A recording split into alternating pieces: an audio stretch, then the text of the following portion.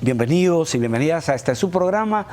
Gracias por el tiempo que se toma para que compartamos estas sencillas reflexiones que no pretenden agotar lo que usted recibió en su parroquia, en su comunidad.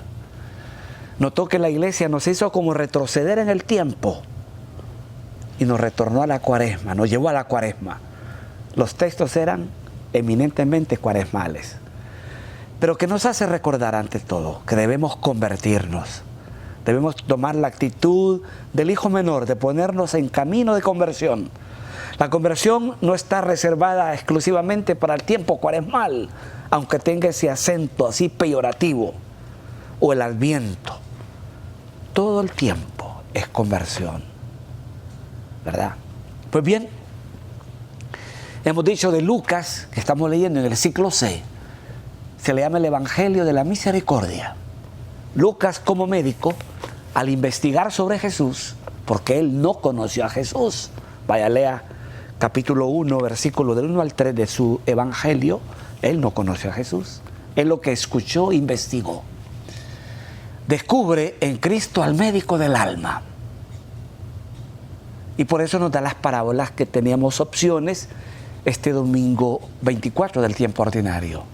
La parábola de la oveja perdida, la parábola del dracma perdido, la parábola del Padre misericordioso. Ya no hablemos del hijo pródigo. Yo no sé esa tradición por qué se enraizó eso en la cultura religiosa cristiana. No es el hijo pródigo. Prodigar es dar. Y el hijo pródigo no da, derrocha lo que no le cuesta, como dicen en el argot de los empleados públicos, lo que no nos cuesta, hagámoslo fiesta. Fue lo que hizo el hijo menor, ¿verdad? Fue lo que hizo el hijo menor. Pues bien, ahí está plasmada la ternura divina que toma rostro humano en Cristo. Y la ternura divina sigue tomando rostro humano en cada creyente que tiene entrañas de misericordia. El lema, tomado de Lucas 8, que el Papa Francisco introduce en el año de la misericordia: misericordiosos como el Padre. Diría Mateo capítulo 5, la bienaventuranza: bienaventurados los misericordiosos, porque alcanzarán misericordia. La parábola refleja eso. Primero, Dios que respeta la libertad del ser humano. Padre, dame la parte que me toca, ¿verdad? Y el Padre libremente le entregó sin objetar, sin cuestionar por qué ni para qué. Recoge su pertenencia el hijo menor y se va a un país lejano. Ahí vivió su vida de espaldas, fuera de la casa del Padre, de espaldas a Dios. Y somos reiterativos: todo lo que el ser humano construye sin Dios se vuelve contra el mismo ser humano y lo termina destruyendo. Eso pasó con el hijo menor, y eso le puede pasar a cualquiera de nosotros que le da la espalda a Dios. Aquel joven derrochó todo con malas mujeres, sintió hambre, sintió necesidad y fue a cuidar unos cerdos. El cerdo, en el Antiguo Testamento, un animal impuro. Recapacita, se vuelve sobre sí mismo. Ahí viene la palabra de San Agustín: Dios mueve mi libertad para que le busque y me deja libre para que le acepte. En una libertad, uno solo se libera en la verdad. Juan 8:31, la verdad los hará libres. Eso hizo el hijo menor. Recapacita, vuelve sobre sí. Hace un balance histórico de lo que él está viviendo y lo que los jornaleros de su padre les abunda. A él le hace falta. Y emprende el camino del retorno diciendo: Padre, pecado contra el cielo, contra ti, trátame como a uno de tus jornaleros. Y se puso en camino. Esa es la conversión, la metanoia, ponerse en camino ante un Dios que puede escribir recto en las líneas torcidas de nuestra historia. Y el Padre se conmovió a saber cómo iba aquel pobre andrajoso, a lo mejor sucio. Se conmueve, lo abraza y lo besa. Trátame como a uno de tus jornaleros, porque he pecado contra el cielo y contra ti. Note que Dios no tiene la característica de un padre común y corriente. ¿Qué hubiera dicho usted, papá, cuando vio a su hijo que sabía que le había malgastado todo? ¿Qué le hubiera dicho?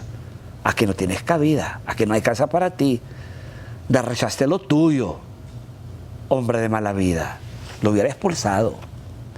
No podemos aplicar el parámetro o el perfil del papá humano, aplicarlo a papá Dios. Dios es totalmente otro. Y note que a lo largo de mucho tiempo, ya eso va pasando, a nosotros nos educaron, te va a castigar Dios, te va a castigar Dios. Y la idea de un Dios castigador, a mí me ha costado liberarme de ella. Me costó tiempo, ¿verdad? Tiempo. ¿Por qué? Esa fórmula aplicada a Dios. No podemos, reitero, aplicar el perfil del papá humano al papá divino. Dios es totalmente otro. Él se conmueve, ¿verdad? Él es rico en misericordia. De ahí la palabra rahamín, que significa tener ternura de madre, entrañas de madre. Así son las entrañas de Dios. Por eso le decía a mi asamblea, madres creyentes, no defrauden lo que dice Augusto C. Coelho, que tiene inspiración divina. No puede haber en la tierra una imagen más clara de Dios. Como lo dicen en el teologar popular, después de Dios, la única que te perdona es tu mamá. Y así es, ¿verdad? Las entrañas de Dios son de madre. Como lo he repetido, en una familia numerosa como la del campo, ¿verdad? Siempre hay uno que no es el mejor, o una, y la mamá tiene un trato preferencial. Pienso en mi madre, es con mi hermana, que es mayor que yo, ¿verdad? Siempre estuvo amparándola, ayudándola.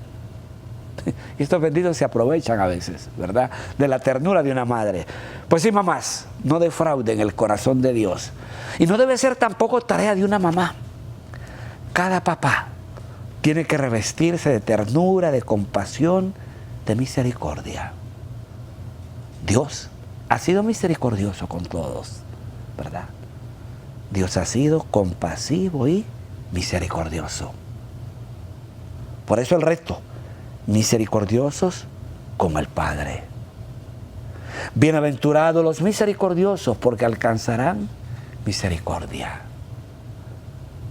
Misericordia quiero y no sacrificio, decía el salmista también.